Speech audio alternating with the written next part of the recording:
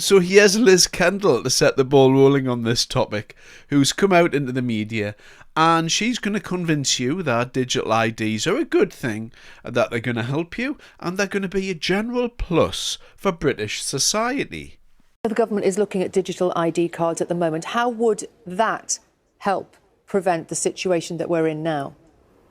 Well, Keir Starmer, our Prime Minister, has said we are looking at what other countries have done to bring in a sort of digital accreditation. I think there's real actually benefits right across here, from obviously dealing with illegal working, but also actually imagine if your viewers imagine that they had one credential that would allow them to access all the different government services and our public services do. I'm sure many of your viewers often tear their hair out with all the different numbers and passwords of the different bits of government that they have to deal with. And I do think there could be a real benefit here for people who are here and working legally and accessing our public services if there was one route in, as well as the benefits it could have with illegal migration.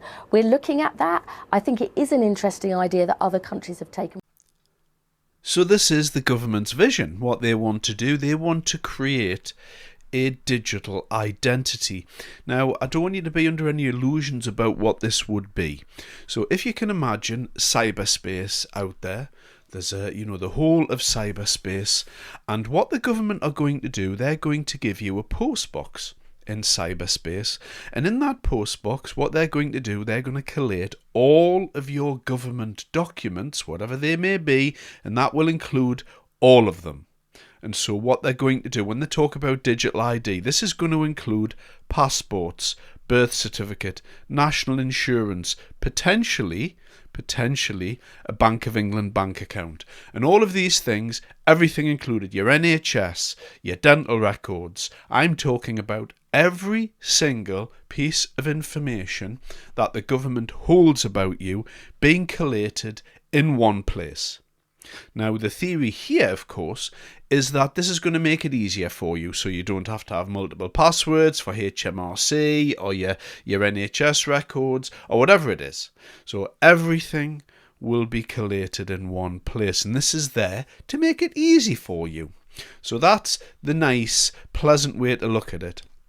Now, people against this system here may tell you, yes, but this is the road to a more dystopian future. This is the way that we walk to, the dark side. This is not a good thing to do, because ultimately it's going to lead to something called a social credit system. And in the world, we already have quite a roadmap for a social credit system, and it's a place called China. Everywhere she goes, Ouyang Haoyu is followed. What she buys, how she behaves, is tracked and scored to show how responsible and trustworthy she is. It's called the social credit system, and in one version now being tested, a person's reputation is scored on a scale of 350 to 950. And Haoyu, with a good score of 752, is okay with it. In fact, most people are. It's a mechanism pushes you to become a better citizen. It's big data meets Big Brother, expanding how the government monitors, understands, and ultimately controls its 1.4 billion citizens. Thanks to advances in artificial intelligence and facial recognition, and a web of more than 200 million surveillance cameras. Are people bothered by privacy concerns? We think a lot of cameras keep the safety is really good. We can accept it. Companies are experimenting with the algorithms to help the government create the new national social credit system. The government also has pilot projects. In one, citizens are required to do hours of unpaid work to get benefits. And scores are docked for things like littering, a messy yard, gossip, even jaywalking.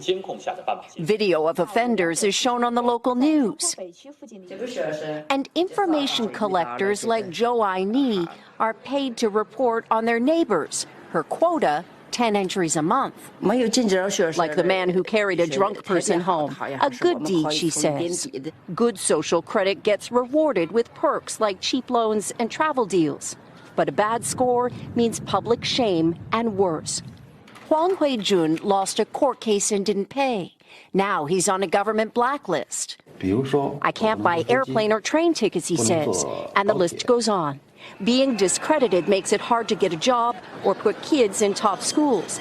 The social credit system will go nationwide next year, and few here are willing to criticize it, something that may pose a risk itself for a bad score and the life that comes with it.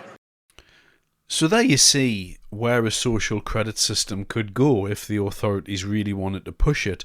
Once everybody has an identity, and once you can track and monitor people using that identity, then in essence anything's possible.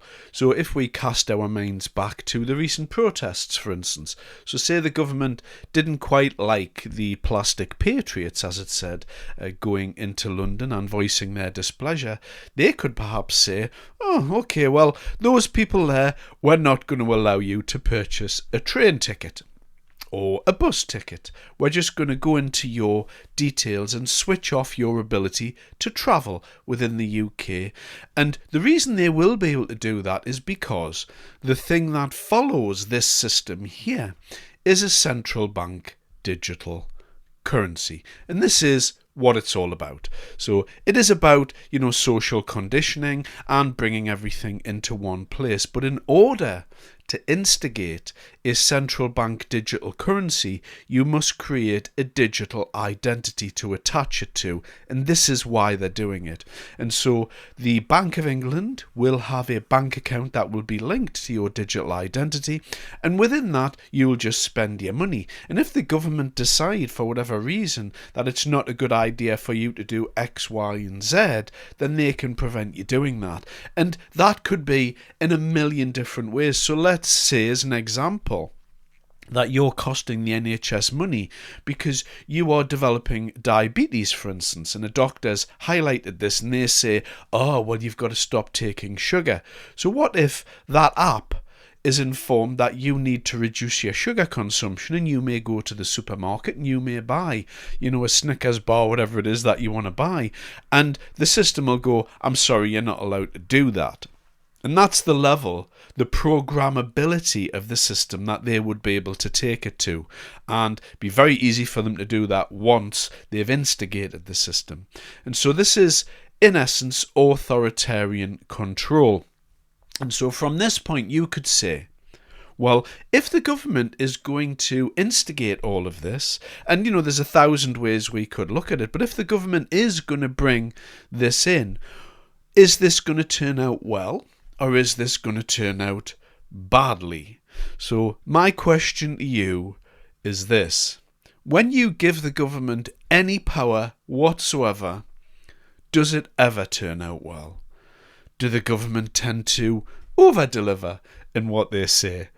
Do the government ever get less authoritarian? I mean, these are obvious things, and I think you would have to agree with me if you're standing back and having a 360-degree look at all of this.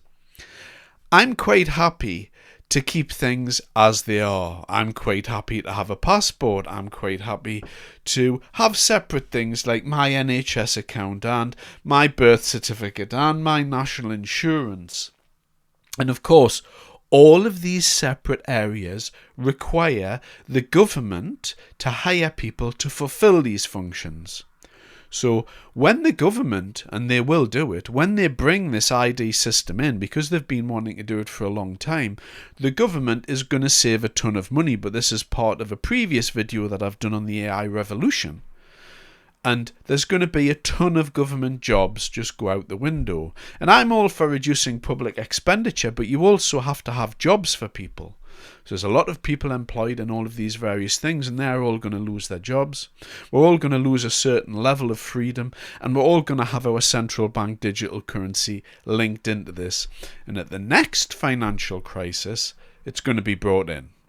And so they're preparing for that. And I don't think this is necessarily a conspiracy theory. I don't think this is something where I'm just throwing stuff out there and I'm just guessing that, oh, this is a conspiracy for this or this is a conspiracy for that.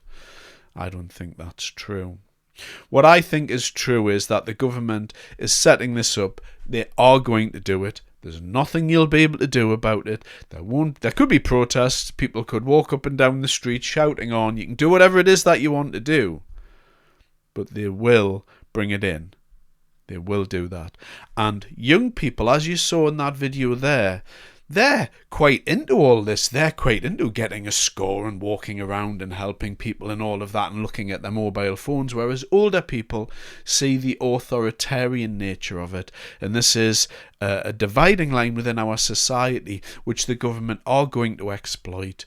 And, it is going to happen. No matter what you say, we are getting a digital ID. We are going down the central bank digital currency route. This is all going to happen. Ultimately, there will be a type of social credit system instigated as well. And it doesn't really matter what you say. It might take them another 10 years to do it. But it's coming. And, it's as simple as that. Thanks very much for your time.